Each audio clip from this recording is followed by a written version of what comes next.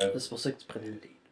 Hey! Ben, salut tout le monde, bienvenue à cet épisode de Théorie Jaune, dernier épisode de la première saison, où on conclut la saison 5 avec l'épisode... C'est la première saison de la 5e saison. Ouais, c'est des chiffres là-dedans, en veux-tu, en voilà. Et c'est ça l'épisode, Le secret d'un mariage réussi, où Homer donne des cours matrimoniaux à des gens, ce qui est quelque chose. Pour cet épisode bien particulier, en plus d'être accompagné de mon fier collaborateur William Bernanquez. Bonjour Vincent. J'ai dit fier, es-tu fier? Toujours. Il est génial. On est aussi accompagné de Thomas Levac, grand podcasteur, grand humoriste, auteur, un cool mec en général, qui est venu nous jaser de ça. Long épisode, fun épisode, on se permet les parenthèses, zéro retenue dans cette histoire-là. Alors on jase des Simpsons, on jase de tout, moments poignants parce qu'on essaie de trouver les symboliques, ou d'autres moments où on fait juste se dire c'est un cartoon, guys, c'est un cartoon. Et honnêtement, beaucoup de fun. On n'aurait pas pu mieux espérer comment conclure cette saison-là. Et checkez ça! Est-ce que j'ai chose à ajouter? Pipi. De rire jaune.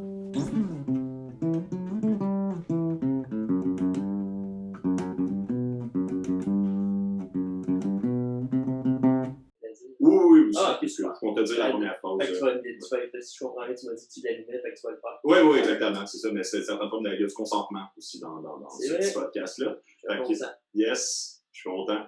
Hey, salut tout le monde! Bienvenue à De Rire Jaune, ce podcast sur les Simpsons, pour ce dernier épisode de notre première saison, où on couvre le dernier épisode de la saison 5. Et on n'est pas tout seul pour ça! Oh non! On est avec un grand invité, grand podcast, humoriste, monsieur que je respecte vraiment, grand podcast, je t'ai appelé grand podcast, grand podcasteur, auteur émérite, brave humoriste, un gars que j'aime vraiment beaucoup, très content de recevoir, Thomas Levac. Brave humoriste. Ben oui, Ok. il est courageux, c'est Courageux. Ok. C'est vrai, animal totem, grand humoriste. Grand humoriste. Grand humoriste. C'est son nom, grand humoriste. Oui, absolument. Grand Ça, podcast. C'est le Oui. pire, on dirait que c'est le pire compliment quand tu sors de scène. T'es comme, hey, t'as-tu aimé ça? C'était courageux. Oh my god! C'est ça, en tout cas. C'est juste comme ça. J'adorais qu'on me dise ça. Ah, Je vais te dire ça maintenant constamment. Parce que le drôle, c'est subjectif, le courage. ouais, non, c'est...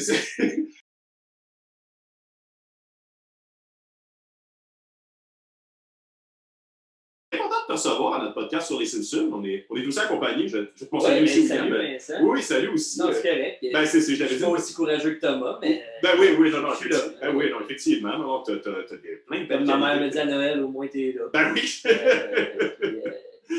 Je l'ai dit. Annie, elle me le dira pas. Mais... Ben oui, effectivement. Elle va te le dire via un email. Ça sera pas du tout, mais... une question qu'on pose souvent à nos invités, Thomas. Toi, c'est quoi ta relation avec les Simpsons? J'écoute les Simpsons depuis que j'ai, 7-8 ans. Et c'est Ouais. mon voisin plus vieux que moi qui m'a fait découvrir les Simpsons. Les Oh, Simpsons, c'était une manière de... Au début, c'était une manière de me sentir plus vieux, parce que c'était l'émission Ouais. préférée des plus vieux. Mhm. Alors, c'est un truc... C'est le premier coup de cœur que j'ai eu dans la vie. La première chose que j'ai aimé. Vraiment Ah, fort. Ce sont Ah, ah mon Dieu, c'est très nice, ça. C'est... T'es écoutais où? T'étais-tu genre de l'époque Télétoon ou t'étais sur TQS? Genre, c'est... J'étais jeune, alors je l'écoutais sur Télétoon. J'ai commencé à l'écouter sur Télétoon. Non, j'ai commencé à l'écouter sur TQS, ensuite Télétoon. Mhm. Et à l'âge de 12-13 ans, quand je maîtrisais l'anglais, je l'écoutais en anglais. Nice. Les Simpsons, ce qui m'a permis de parler anglais. Nice. Oui, c'est une bonne façon d'apprendre aussi. Là. C'est le fun de faire le switch français-anglais, comme ça tu peux faire vraiment les parallèles, puis vu que c'est comme, c'est ça, c'est une langue c'est notre langue, là, fait que tu t'identifies vraiment très facilement. Là. Mhm. Moi, c'est surtout que j'avais vu tous les épisodes 3-4 fois dans mon souvenir. Là. Ah ouais. Les C'est épisodes vrai. 3-4 fois, alors quand tu le vois en anglais, Mhm. tel mot, c'est telle blague, je me souviens de chaque mot. Il a dit comme ça, voilà.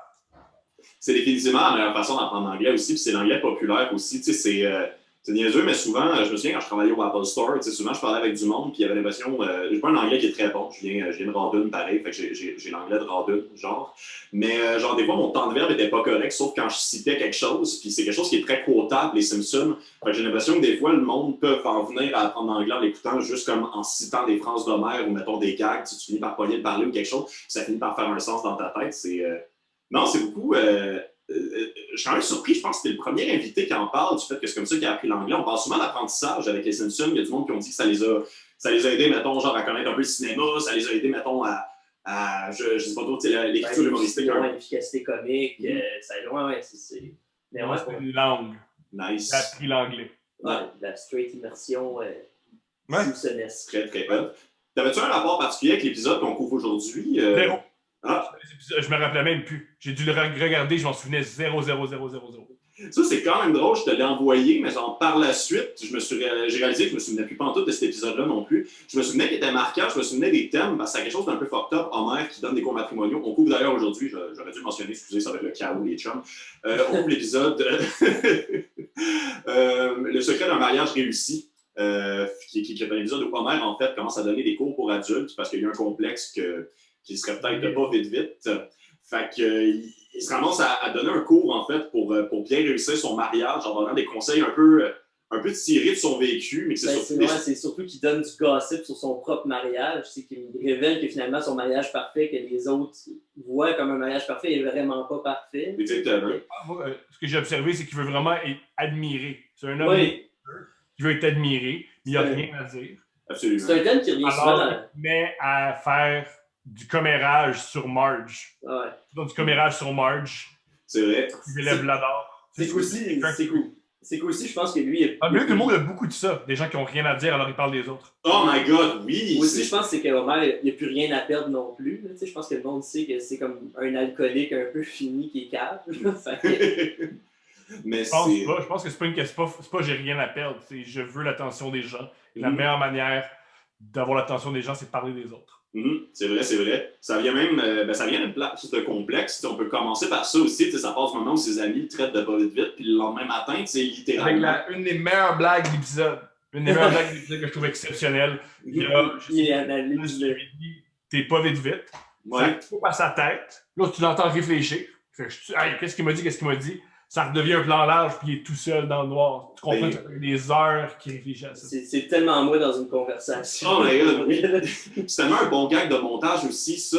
On en a parlé dans d'autres épisodes aussi, mais le montage des Simpsons commence à être vraiment tête à partir de la saison 5, où que genre, juste le plan, lui qui réfléchit, c'est déjà long. Genre, tu sais, c'est déjà, genre, ça pourrait être un gag en tant que tel, le fait qu'il parle de même. Finalement, comme ça dézoome, c'est rendu la nuit. Il y a Lenny qui est là, comme c'est vrai que t'es pas vite. Puis là, ça repart. Il y a 2 surenchères là-dedans qui sont super efficaces. Puis là, finalement, il met dehors. Genre, c'est. Non, j'avais trouvé que c'était très très bon, en fait, effectivement. Super bon gag. Gag de poker aussi. Je pense que c'est le fait que le gars s'en rend même pas compte, mais il gagne. Genre, c'est. En plus, il y a un code de couleur dans sa main. Genre, il y a 2 affaires qui indiquent qu'il a gagné, ce qui est un bon gag de poker pour moi. Mais c'est ça, le lendemain matin, c'est. Bon, je vais développer quelqu'un encore une fois, puis je finis tout le temps par le faire. C'est. Il se vante de comme. Il essaie de confirmer, il essaie genre de se valoriser avec sa famille en expliquant à la fois qu'ils ont ri de lui pour se mettre à rire de ceux qui ont ri de lui comme si ça allait comme le déshumaniser. Puis c'était comme. Non, c'est ça. Puis ils ont dit que j'étais pas vite, puis là, il rit pas. Fait que là, genre, finalement, il réalise que peut-être qu'il est pas vite, ou comme il veut prouver le contraire. Mais c'est. Tout ça part de là, tout ça part du fait qu'il veut se faire convaincre. Mais genre, y a-tu du monde qui font ça? Tu sais, des moments où ils vivent un moment un peu humiliant, puis ils essaient comme de le confirmer ou de l'infirmer avec d'autres mondes juste pour voir. Moi, je ne fais que ça. Pour vrai? Yo! Ça, c'est pas bizarre, hein? Puis ils font c'est très bizarre. Ah oui? Les gens qui sont irrités par ton comportement ont raison. S'il te plaît, change. Ah mon Dieu, c'est drôle ça. Je me demandais, genre, l'exemple de l'avantage. Mon podcast, c'est ça.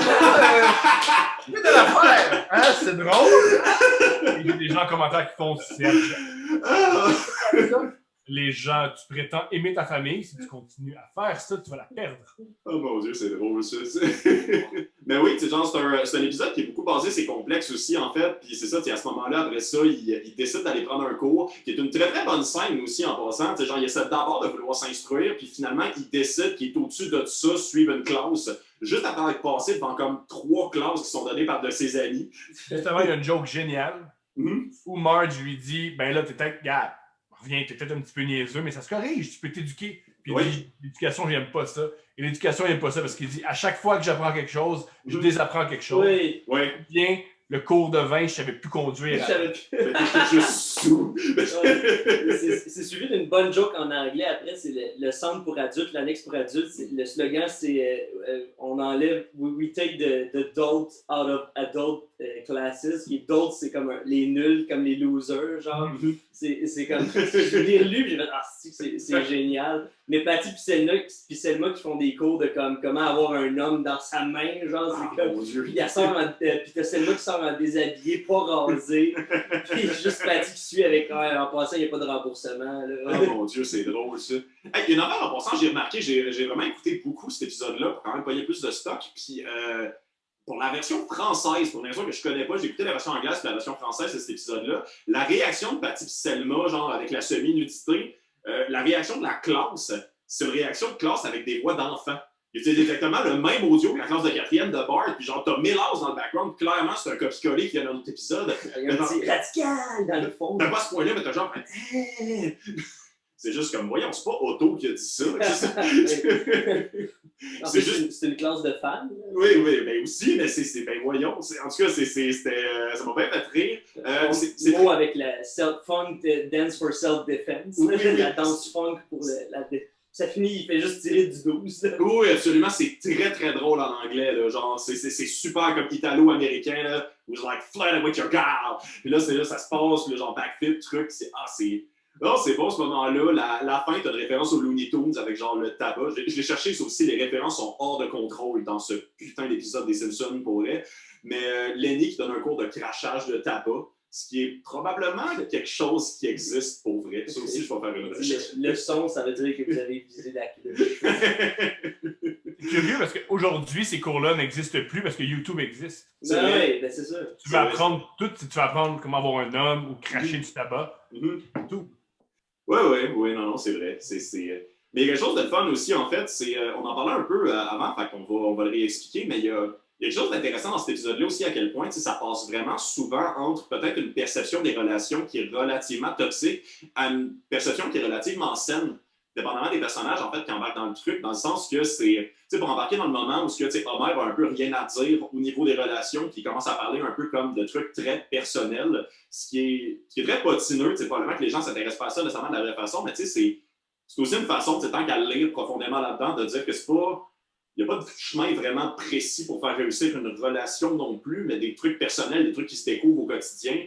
C'est un peu ça, dans le fond. Je pense pas, pour donner l'exemple, mordiller des coudes, ça ne va pas faire marcher 100% des mariages nécessairement, comme Marge et Homer, ça les fait fonctionner. En même temps, c'est quelque chose qui marche pour eux. Fait que, genre, c'est pas sain d'en parler comme il fait dans une classe, mais d'un autre côté, je pense, je vais être très froid, là. Je pense que c'est un cartoon. Ouais. Des personnages avec des grands yeux.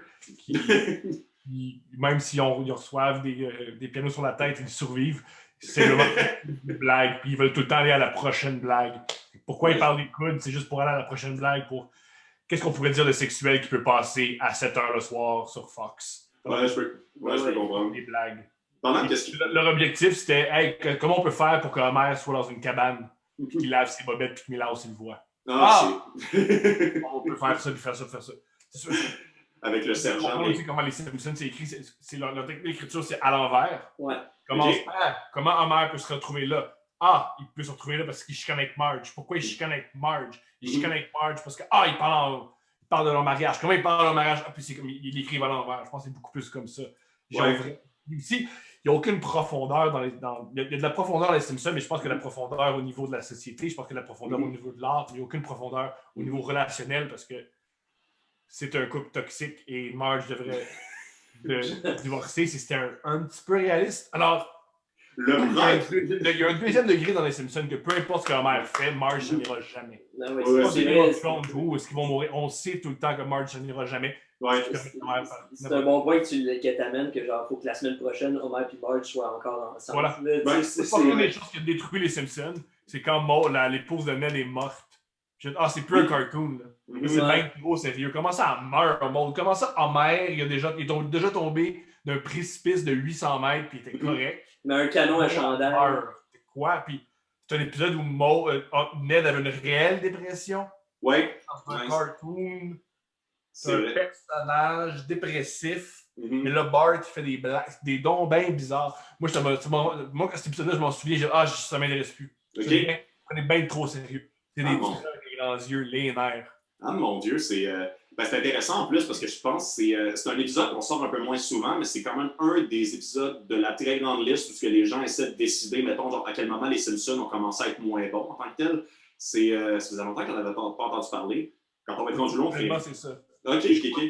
Ce que j'aime des Simpsons, c'est un cartoon fait par des gens géniaux qui disent des niaiseries. Ouais, Bill Burr, il dit souvent, mes gens préférés, c'est les génies qui font silly things. Ouais. C'est des gens brillants qui font des choses silly, niaiseux.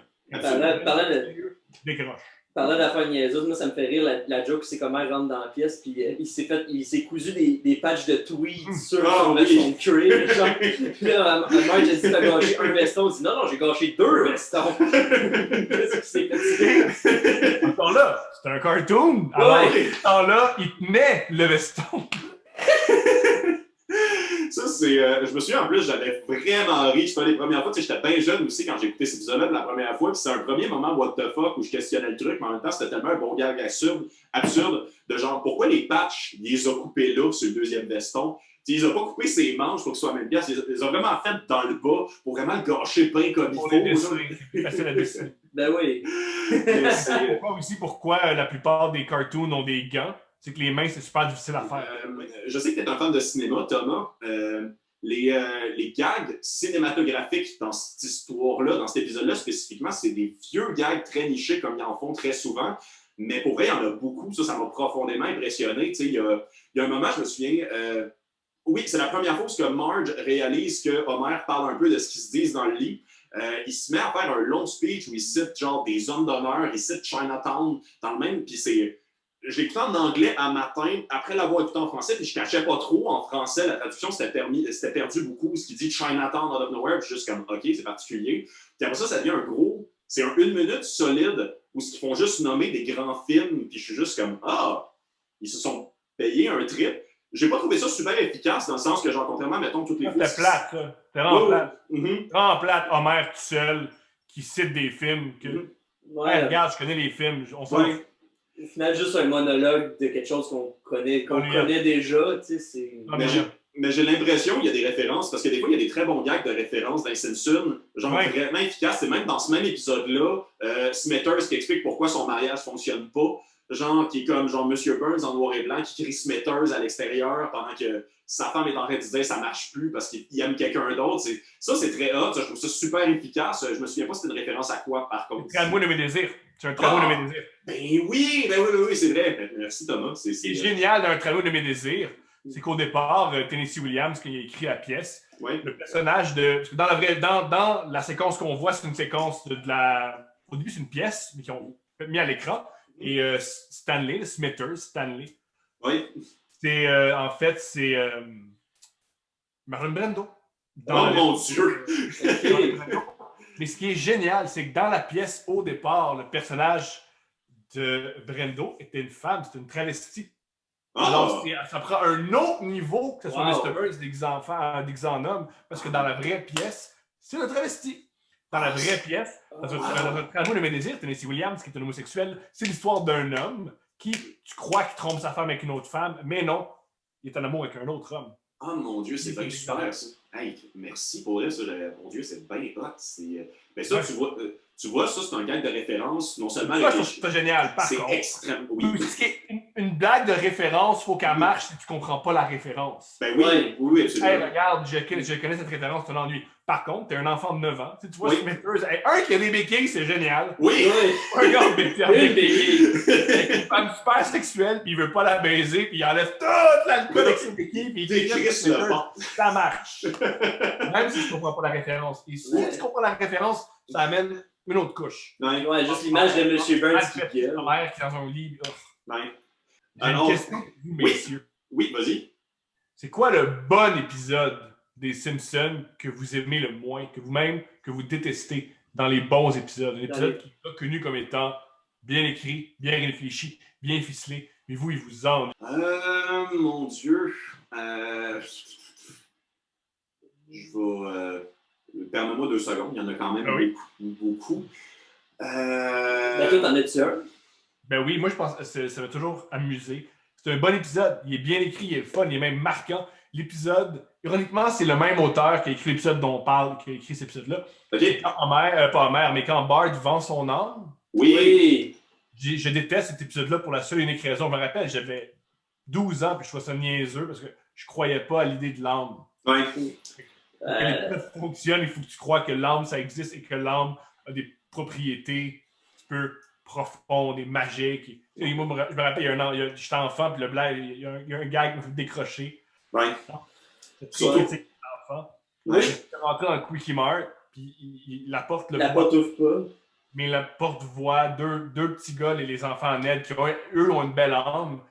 Et ben, ça marche pas de même une caméra vidéo. Ça voit pas l'âme du monde. Ça voit juste un truc qui bouge. Ouais, non, je suis très d'accord. Moi, c'est lui, en fait, que j'avais dans la tête aussi. C'est un épisode qui m'a jamais, que j'ai jamais accroché. Tu sais, comme tout ce qui est religieux, église, tout ça, j'ai jamais embarqué. De base, je suis pas baptisé. Tu sais, fait que comme, c'est vraiment pas quelque chose qui m'interpelle. Fait que, ouais, d'avoir un épisode, justement, je suis vraiment pas le public cible. Puis c'est ça, c'est quelque chose que je pense que philosophiquement, à l'intérieur de moi, je suis pas d'accord non plus. Le fait que, ah ouais, t'as un âme, puis tu peux la. Ouais, c'est quelque chose que j'ai décroché du concept aussitôt que je l'ai vu, moi aussi. Moi, j'aime la profondeur des Simpsons.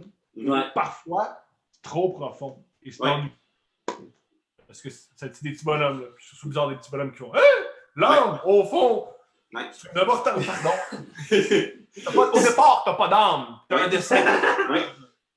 Non, c'est ça, C'est la preuve aussi que l'âme, ça n'existe pas, c'est que c'est quelque chose que tu peux inventer. La preuve, c'est des petits bonhommes. Moi, j'y accorde une âme. Alors, l'âme, c'est quelque chose qu'on accorde aux autres. Bref, un truc intéressant dont j'ai envie de parler, peu importe mon âge, je n'ai jamais ri d'une blague de Bart. Oh mon Dieu, pour vrai? Jamais. Il m'a jamais fait rire, ce personnage-là. Ce que j'aime, c'est plus les épisodes avancent, moins il y a de l'importance. Et en plus, l'épisode que j'aime le moins, Bart est au centre de tout. Bart ne m'a jamais touché. J'ai jamais trouvé drôle Bart. Le gag qui me fait... Le gag récurrent, j'ai jamais trouvé drôle, c'est Homer qui l'étrangle. Ah, man, non, ça c'est... L'ennui mortel. Bart ne m'a jamais fait rire. Mes personnages favoris des Simpsons, c'est les personnages secondaires. Mais tu penses qu'il y a une raison pour ça? Tu penses que c'est juste vraiment tu n'aimes pas les gags de Bart en général? Parce que Bart, c'est le premier personnage qui a été fait. Ouais. Je suis pas intéressé par l'histoire des Simpsons. Bart, c'est peut-être l'idée au début des Simpsons. C'était un pastiche de Denis la petite peste. Ben c'est ça. C'est un pastiche de Denis la petite peste. Ça me fait ben plus rire. Un avocat véreux. Ben plus rire, Krusty. Ou Barney, un alcoolique. C'est bien plus réaliste. C'est qu'aussi. Un pastiche d'un personnage d'un sitcom des années 50. C'est qu'aussi, à la base, c'est ça, c'était supposé être très Bart-centrique, mais après ça, les auteurs ont réalisé qu'il y avait plus en commun avec Homer, vu que c'était tous des hommes adultes et non des enfants de 10 ans. Fait que, puis c'est vrai que les gags d'Homer sont souvent plus... C'est pénible, un petit gars qui fait des mauvais coups. Ben... Je fais des mauvais coups. C'est un peu comme Jackass. Vous êtes bizarres, les gars. Là. Ben oui, c'est... Bar Majera, c'était pas... moi, je bats mon père! Pardon. Nous, on est tous dans un manoir, puis je frappe mon nom! C'est bon, ça. Son père est extrêmement poilu, d'ailleurs. Ben oui, non, c'est... Il a été pris dans une histoire de pédophilie, fait que voilà. Ah, pour vrai? Je suis tanné! C'est dégueulasse, regarde un pédophile, ça l'étonne. Finalement, ça serait qui ton personnage secondaire? L'avocat Lionel Hutz. Lionel Hutz! Ah, ben oui! Oui, vas-y. Un autre personnage de Phil Hartman. Il y a tellement un bon gag en plus dans cet épisode-là où ce que genre, je pense qu'il fait juste dire moi je suis un profiteur, tu sais pourquoi vos relations marchent pas? Moi je suis un profiteur, je m'installe chez elle très tôt puis je reste tant qu'il reste de l'argent. Puis après ça, moi je prends juste des mauvaises décisions. Puis il donne ses clés. Oui, puis sa carte débit. Mais pourquoi il y a les autres? Oui, c'est. Ma blague préférée, c'est quand Homer et Marge vont dans son bureau, puis j'accepte que je prends en bonne main. Marge a dit très froidement, mais il est 9h du matin, puis ça fait 3 jours j'ai pas dormi. Il prend une c'est exceptionnel. Avez-vous parlé de Phil Hartman dans les épisodes? J'en ai parlé vaguement, mais comme Phil Hartman, qui est un des bons collaborateurs des Simpsons, là, qui fait Lionel Hutz, qui fait Troy McClure, qui est vraiment très drôle. Avez-vous parlé de son histoire tragique? Non, pas en détail, non. Tu veux parler de ça? Oui, non, vas-y. Phil Hartman, génial. Phil Hartman, premièrement, c'est lui qui joue le personnage de Troy McClure, et l'avocat. Oui. Des personnages exceptionnels qui, vous l'observerez, ont disparu du jour au lendemain. Ouais, c'est dû à sa mort. Là. Voilà, mais sa mort est tragique. Phil Hartman, un petit peu mettre en contexte, c'est un Canadien qui a déménagé aux États-Unis et qui a fait partie de Saturday Night Live. C'était un des meilleurs comédiens de Saturday Night Live. Il y a des gens qui disaient que c'était le meilleur comédien de toute la distribution de Saturday Night Live. C'était le gars le plus versatile parce que c'était c'est un everyman. Formation d'acteur. Il était très, très, très précis, très droit. Il était très... C'était à l'époque où Saturday Night Live était tellement son meilleur aussi. Là. Si on parle bien des années 90-2000. Ouais, c'était avec Farley, Adam Sandler, puis un peu... Moi, juste ça, c'est que tous les auteurs de Saturday Night Live se sont retrouvés aux Simpsons. C'est une des raisons pourquoi Phil Hartman s'est retrouvé là. Génial. Parce qu'il est arrivé un truc tragique. Il sortait avec son épouse. C'était une femme cocaïnomane, très jalouse. C'est une femme très jalouse. Elle l'a tué dans son sommeil. Oh mon Dieu, je savais pas. Elle l'a tué dans son sommeil avec un revolver et elle a tiré dessus. Lui, c'était un homme qui ne prenait pas de drogue. C'était un homme très, très, très droit, mais il était coincé avec cette femme. Elle l'a tué. C'est pour ça qu'ils ont arrêté ces personnages. C'est que c'est une mort tragique. Il est mort assassiné par son... Wow, c'est super. J'avais pas entendu parler du meurtre. Wow, c'est il est mort à 3h du matin. Il a tiré à bout portant. Non, vu qu'elle prenait du Zoloft. Quand elle a fait le meurtre, elle avait du Zoloft, qui est un gros antidépresseur, et de la cocaïne. Elle allait chercher les gens et elle montait le cadavre. Oh, ouais. Elle a fait à plusieurs personnes que c'était elle. Wow. Qu'est-ce que je fais? Et c'est une des personnes qui l'a vu qui a appelé la police. Ma prochaine question, c'était genre, as-tu été condamné? Mais j'avoue que... Je sais pas, malheureusement. Il y avait des enfants, ce homme-là. C'est un homme sans histoire, un homme de famille qui s'est fait assassiner par une femme toxicomane. Les crimes passionnels sont rarement très sains, mais c'est pas passionnel, je pense que ça, c'est vraiment un problème de personnalité. Ouais. OK. Pour venir à la fois, comme vous dites... Dans leur relation, il n'a pas fait grand-chose qui la dérangeait, c'était vraiment... wow. Ça explique pourquoi le personnage disparaît. Ben oui, absolument. Pas le donner à quelqu'un d'autre, c'est trop... Je viens de penser à quelque chose. Mais c'est basé aussi sur sa voix puis sur le fait qu'il fait des personnages. Là, fait, tu peux pas passer le flambeau de même. Là, puis il est très bon pour jouer ce qu'on appelle des métiers libérales. Jouer des professeurs, jouer des... Ils ont un peu ce luxe-là, en fait, les Simpsons. C'est quelque chose de classe par défaut, que je trouve quand même le fun. Mais tu sais, ironiquement, il y a Maud Flanders, l'actrice qui la jouait n'est pas morte de mémoire, mais ils ont tué le personnage. Mais quand un acteur ou une actrice du cast meurt, ils font juste canceller leur personnage sans nécessairement les faire mourir dans l'histoire. C'est vraiment juste comme ils disparaissent, mais j'ai l'impression que... Je sais pas trop, c'est pas nécessairement le réflexe. J'ai l'impression qu'il y a pas un moment où ils font un amalgame de voix ou quelque chose comme ils l'ont fait dans South Park avec Chef, genre pour... Connaissez-vous l'histoire avec Chef? OK. Mais c'est... c'est qu'il riait de la scientologie, puis il a écrit son camp. C'est ça, il a écrit son camp pour des divergences d'opinion, en fait. Fait qu'au final, ils ont fait un montage de trucs déjà enregistrés pour le tuer en caméra. Mais eux autres, en fait, quand un personnage ne joue plus dans les Simpsons ou décède, ils font juste le retirer complètement. Ben, ils ont le choix avec les autres personnages pour juste quelqu'un d'autre va faire autre chose. Puis ce sera ça, mais genre un personnage meurt en vraie vie dans les Simpsons, tu le revois plus en général, puis ça a quand même quelque chose de cool parce que tu gardes le souvenir de exactement c'était qui ce personnage-là. On n'a pas une comparaison avec Edna Krabappel, et puis là. Ouais. Puis je sais pas, je trouve ça quelque chose de classe, je trouve que c'est un peu mieux que de recaster quelqu'un. Ou... Elle est géniale! Elle est morte? L'actrice est décédée. Bon, ouais, c'est exactement ça. Mais ils font des... 28 ans qui fait la même affaire. Ben oui, c'est la magie d'avoir une série qui a 40 ans et plus. Là, Vous, à votre avis, est-ce que les Simpsons, ça devrait se terminer? Oh mon Dieu! Moi, je pense qu'ils devraient le finir. Tu sais, comme, je pense qu'ils ont imité un film. Fait que moi, je dirais que ça serait une bonne façon de finir ça. Mais ouais, je pense qu'ils sont dû pour finir, là, pour de vrai. Là. Ils vont juste. Je trouve qu'ils. Ben, d'une certaine façon, ils vont juste entacher un peu leur legacy. Tu sais, parce que. Il y a le Golden Age, comme que c'est les très bonnes saisons, les très bons épisodes. Ouais. Parce qu'il n'y a personne qui va vraiment se souvenir de la saison 30 ou quoi que ce soit. Je pense que c'est juste. À moins qu'ils réussissent à avoir un espèce de regain d'un deuxième souffle vraiment intéressant. Et je pense que s'ils ne changent pas tant la formule, il faut juste que. Ouais. À mon humble avis, en ce moment, le meilleur cartoon à Fox, c'est Bob's Burger. Ben oui. Ouais. Bob's Burger est ce que les Simpsons pensent qu'ils sont. Oui, c'est vrai. Ben, Bob's est vraiment dans son genre aussi. Là, pour ceux qui n'écoutent pas ça, écoutez ça, c'est exceptionnel. Chris de voice acting vraiment malade. En tout cas, c'est bon. Quelqu'un m'avait. C'est Olivier Tivierge qui m'a fait remarquer ça. C'est un des seuls cartoons où la famille est fonctionnelle et ils s'aiment. Oui.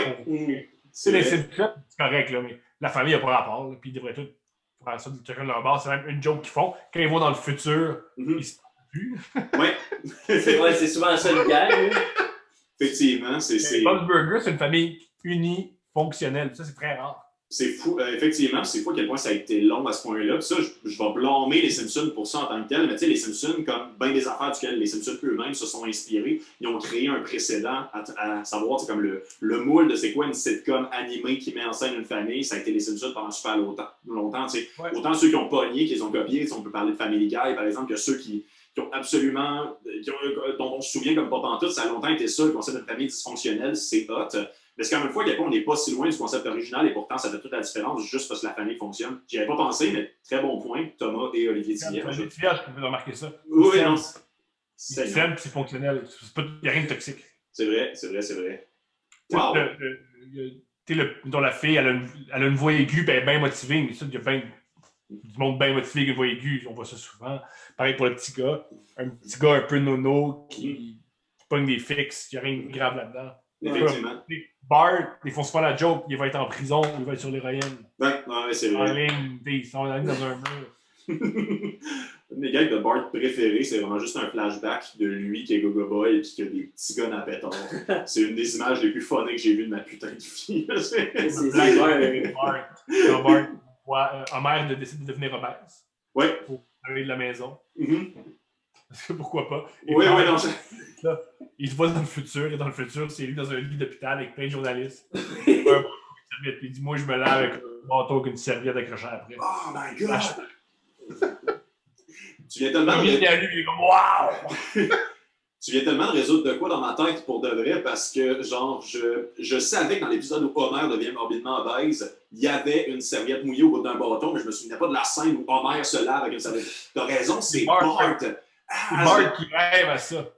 Hey, merci pour elle, c'est comme quand il y a de quoi qui est poigné dans ta tête, moi ça a été ma semaine au complet, ça. Fait que. Je dois aussi souligner que l'épisode dont on parle est écrit par Craig Daniels, qui a co-créé The Office, Parks and Recreation et King of the Hill. Hey! Très hot. Je suis pas nécessairement surpris. La gestion de l'humour cringe dans celui-là est quand même sincère. Il y a quand même de quoi. C'est wow. J'aimerais pas. L'humanité. The Office, moi je préfère The Office britannique parce que je suis tombé dessus avant. OK. Dans The Office américain, tous les personnages sont fondamentalement gentils. Oui. Il y a ça dans les épisodes. Il y a une gentillesse. Moi, ça m'énerve. Je préfère beaucoup plus le cynisme. Et j'aime ça de temps en temps dire hey, du monde méchant, c'est correct. Puis des fois, on est méchant. On peut changer. Je peux pas faire ça que dire non, on est tous corrects. Je crois que les manipulateurs, ils font du mal comme ça. Ils disent non, au fond, moi, je fais mal à tout le monde, mais au fond, là, je suis gentil. C'est parce que ma mère me parle vraiment raide. Là. C'est pour ça que je frappe les gens, pardon. C'est. Pas te faire rappeler qu'il y a des gens cyniques et méchants. Et dans The Office britannique, ce que j'aime du personnage du boss, c'est que fondamentalement, c'est un homme qui ne devrait pas avoir de pouvoir. Quand il perd sa job, la raison pourquoi c'est triste, c'est que tu sais qu'il n'y a rien d'autre, mais tu sais que c'est bon pour les gens en dessous de lui. C'est pour ça que c'est touchant. C'est pour ça qu'à mon avis, Michael Scott, il est beaucoup plus efficace, sauf qu'il n'est pas réaliste, c'est un cartoon. C'est quelque chose, en fait, il y a des millions de textes, en fait, la différence entre l'humour britannique et l'humour américain. Mais une des principales différences, en fait, c'est tu peux avoir des personnages qui font du mal dans les deux, mais c'est très rare aux États-Unis que tu vas voir un personnage qui est mal intentionné. C'est très assumé, en fait, dans l'humour britannique que tu peux être mal intentionné, que le mal que tu provoques est volontaire, puis des fois, ils sont capables de faire ça sans nécessairement perdre leur public. Il paraît qu'aux États-Unis... Mais ça, c'est de la propagande, c'est de la propagande américaine. La propagande américaine que nous, on n'est jamais mal intentionné, mais c'est faux. C'est aussi un empire qui est très mal intentionné. Non, c'est très bon. C'est un bon épisode, en fait. On ne s'est pas posé la question du début à la fin. On considère-tu que c'est un bon épisode, celui-là? Qu'est-ce que t'en penses, Thomas? Moi, ça me fait beaucoup rire. OK. Avec une blague qui, je trouve, très, très, très, très drôle. Lisa amène un pudding à Homer. C'est quoi la clé pour trouver sa femme? Tu trouves en quoi t'es petite là, puis OK! Là, on voit dans sa tête, et Homer. Mange le pudding. Tout ce qu'il a dans sa tête, c'est mange le pudding. Puis ce que j'aime dans cette joke-là, c'est que je suis pareil. Si j'ai faim, je peux pas faire rien, faut que je mange. J'avais oublié ça, mais c'est probablement... Un truc que je trouve, je sais pas si... Oui, c'est des petits bonhommes, mais je trouve que c'est une question philosophique brillante.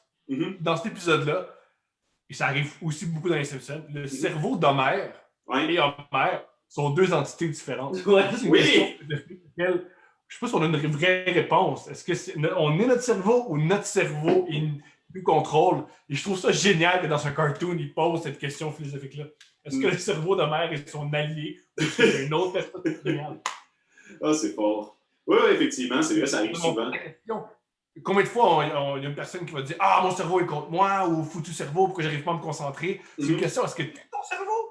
Ou vraiment, ton cerveau est contre toi et tes sentiments sont différents? Je trouve ça génial comme question. C'est des très très bons gags récurrents, ça d'ailleurs. Il y a beaucoup de moments où le cerveau d'Homer décalisse. Puis comme c'est mis en scène. Vraiment des moments où genre, Homer est juste comme. On lui pose une question, mettons, genre, pourquoi vous voulez faire partie de ce concours-là? Là, t'as le cerveau qui est comme, dis pas la vengeance, dis pas la vengeance, dis pas la vengeance, dis pas la vengeance. La vengeance! Tu restes ici si tu veux, moi je chaque mon camp. Puis là, t'entends quelqu'un qui court vers une porte. Genre, le cerveau d'Homer a des espadrilles et puis genre un mobilier. Là, qui est dans ce... C'est bon. Je sais pas si tu t'en souviens, une blague géniale, c'est quand tu vois le cerveau d'Homer, mais c'est un âne avec des mouches. Oui. Oui! Ou sinon, c'est un singe avec des cymbales. Oui!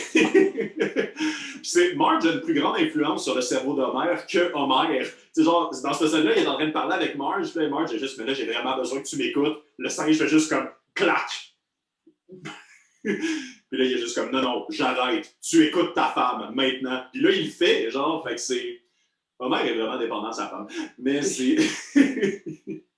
Vraiment l'épisode. Je pense que c'est un épisode avec des bons gags. Moi, ça me fait rire la scène où c'est que Mo vient comme conquérir Marge. Là, il arrive avec des comme 4 fleurs un peu mal dessinées, peignées, tout, puis il espère que genre que sa déclaration va faire en sorte que Marge tombe en amour avec, puis comme il est super nerveux. Comme ça me fait beaucoup rire, là, cette scène-là, puis là, genre, au mec qui rentre, puis Marge, il a juste offert un verre d'eau, puis j'ai rien demandé, c'est elle qui m'a proposé un verre d'eau, puis comme il est full, comme nerveux. Je pensais que t'étais mort, c'est un menteur! Il sac son cap par la fenêtre. Ça commence un arc, ça, d'ailleurs, avec Mo. Parce qu'avant ça, je pense que Mo essayait pas de voler la femme de son meilleur ami, mais c'est quelque chose qui est comme rendu sa motivation. Ouais, principal, là, c'est pour ça qu'il... Moi, à mon avis, la fin est géniale de Mo dans la fenêtre. Marge lave la vaisselle. Fait que t'es-tu heureuse? Oui. Ah, c'est bon, ça. Votre épisode ou vos épisodes favoris des Simpsons? L'épisode favori, oh là là. On le couvre, on va le tourner en fait, probablement soit tantôt, soit demain. Mais moi, l'épisode de l'éléphant, Bart qui tient un éléphant. Vraiment l'épisode que j'adore, l'épisode Bart centrique en fait, qui est quelque chose qui me surprend tout le temps un peu. Mais autant que ça rit des radios populaires, des concours qui ont pas rapport, un épisode tellement mimable aussi. Tu sais, c'est bien sûr juste pour des images de. À la fin, quand il donne l'éléphant est en train de donner des coups de tête aux autres éléphants. Là, t'as juste le gars qui explique, ça c'est normal, c'est quand il a eu une enfance difficile, il peut devenir agressif une fois adulte, là, puis t'as juste ta mère qui a donné des coups de tête au monsieur. C'est très, très drôle pour moi. Étrangement, un numéro défense des animaux, qui est une cause qui me touche pas mal, sans tomber lourd par rapport à ça. J'ai découvert que c'était quelque chose. La défense des animaux, le végétarisme. Oui. Il y a beaucoup de moments, en fait, où les Simpsons sont un peu en avance sur leur temps. Ça aussi, c'est quelque chose qu'on parle souvent dans d'autres épisodes, mais des moments où le discours n'est pas nécessairement avancé d'un point de vue de société, mais les Simpsons essaient de formuler l'idée. Ils font des erreurs dans leur parler, mais le fond est comme vraiment à bonne place. Genre. Puis Lisa, qui devient végétarienne, ça a parti d'une discussion sur le végétarisme bien avant que ce soit considéré comme cool. Puis c'est fait d'une bonne façon, c'est un très bon angle pour Lisa, où c'est vraiment le bon personnage pour l'amener, qui est pas au bon moment surtout, aussi. Moi, ça m'a expliqué, je savais que ça existait, le végétarisme, je ne comprenais pas pourquoi. Ouais. C'est en lien avec les animaux. Ces gens-là ne veulent pas manger des animaux. Ah, ok. Moi, je pense que j'en ai deux à vraiment égalité. C'est l'épisode sur Monsieur Plow. Puis c'est deux épisodes que je peux écouter, que je peux réécouter dans le sens. C'est l'épisode sur Monsieur Plow, puis l'épisode du baseball avec la centrale, où c'est que M. Burns amène des joueurs de baseball professionnels. Genre Darryl Strawberry, puis comme Jose Canseco qui veut juste travailler, ça me fait rire. Comme... Moi, c'est deux. C'est lequel qui est pogné à vider une maison en feu? C'est. Je pense que c'est Pete Rose. Moi, c'est ma blague préférée. C'est Pete Rose? Non, c'est pas Pete Rose. C'est. C'est. Sax. Wow, c'est Ouais. génial. Non, Ma blague préférée, c'est pour ceux qui ne savent pas, il y a une maison en feu. Ouais, pis là, c'est mon bébé, mon bébé! Ouais, baseball, il fait moi sauver ton chat, puis il sauve le chat. Ah, mon père, ok! Là, finalement, il vide toute la maison, puis il fait ça toute la journée. Puis tu reviens plus tard, puis la madame est juste non, la laveuse va l'autre bord de la sécheuse. Ouais, rendu installé dans son mobilier à l'extérieur, c'est malade. Elle est rendue à vivre dans le cours de sa maison en feu, c'est tellement drôle. Ah ouais, puis au final, il reste juste Daryl Strawberry qui est opposition de mère, puis comme t'as Lisa puis Bart qui arrête pas de jouer Daryl, puis moi je suis comme arrêtez donc de me niaiser. Tu sais, non, c'est un athlète professionnel, ça me dérange pas qu'il y a une larme. C'est ça. Non, moi c'est les deux, moi c'est mes deux tops épisodes là, pour de vrai là, puis ouais. Oh, nice. Puis toi, Thomas, ça serait quoi ton top épisode de... Homer qui est accusé de viol. Oh, Oh, mon avec le Dieu! jujube là. Oui! Oh, mon C'est Dieu! incroyable, parce qu'il est intelligent, il est le fun, il est touchant, il y a des blagues exceptionnelles, il y a une scène d'action. Il y a une de mes blagues favorites, qui est Homer qui passe à l'émission d'affaires. L'équivalent de JE, genre, c'est... Ouais, et tu vois, ça montre qu'il y a du montage parce que il y a une horloge, puis à chaque fois qu'il revient dans une table, l'horloge. Oh, derrière, ben oui. Ah, c'est le pire montage en plus, là, genre, il y a un bar C'est un épisode sur les procès populaires. Ouais. Vraiment d'actualité. Oui, c'est super marquant. C'est... Un truc qui est particulier des Simpsons, il y a plusieurs trucs particuliers, mais c'est une émission de télé qui rit de la télé. C'est très fort. Pas juste rire de la télé. Haha, des fois les émissions sont pas bonnes. Non, la télé crée des faux débats de société. La télé ramène les débats vers le bas. La télé est dangereuse. Même dans cet épisode-là, il y en a quand même un bon, c'est quand Homer, il fait comme genre, il veut prendre des cours, genre au début quand il était à la table, puis il fait comme. Mais c'est à cause de la télé, il y a tellement d'émissions, tellement de choix, puis il n'y a jamais de reprise. Donnez-nous 30 minutes qu'on puisse vivre. Mais toute la saison 5, en fait, est vraiment remplie de diss envers Fox. Il en parle souvent, Matt Groening l'assume beaucoup aussi, mais il y a une relation un peu d'amour-haine avec Fox, dans le sens qu'ils ont donné sa chance. Mais d'un côté, les Simpsons ont un peu comme mis la table pour les cartoons de Fox. Puis ils sont un peu arrivés à un moment où Fox avait besoin des Simpsons, puis les Simpsons avaient besoin de Fox. Mais comme la relation de travail n'est pas toujours fonctionnelle, puis souvent, en fait, tu vas retrouver littéralement des petites pointes, en fait, envers ce que Fox représente dans les Simpsons directement. Mais genre, comme souvent, Ken Brockman, c'est souvent Fox News, les Simpsons, Homer qui critique le fait que la télé, c'est moins bon. Tu sais, il y a un paquet d'affaires, c'est dans un moment confortable dans cette saison-là où, en fait, ils se permettent d'être très directs sur leur vraie opinion sur la Il y a un télé. truc au Québec qu'on ne peut pas faire en 2020-2021. On ne peut pas critiquer la télévision. On peut critiquer les émissions, on peut critiquer les comédiens. On ne peut pas dire fondamentalement, il y a des gens nocifs en télé qui font des programmes niaiseux. Tu ne peux pas faire ça. Maintenant, c'est... Tu peux m'essayer, quoi. J'ai essayé, ils vont me censurer. Let's go. Yes, fait que, merci Thomas, merci mon Dieu d'avoir passé ce beau temps avec nous, c'était super le fun.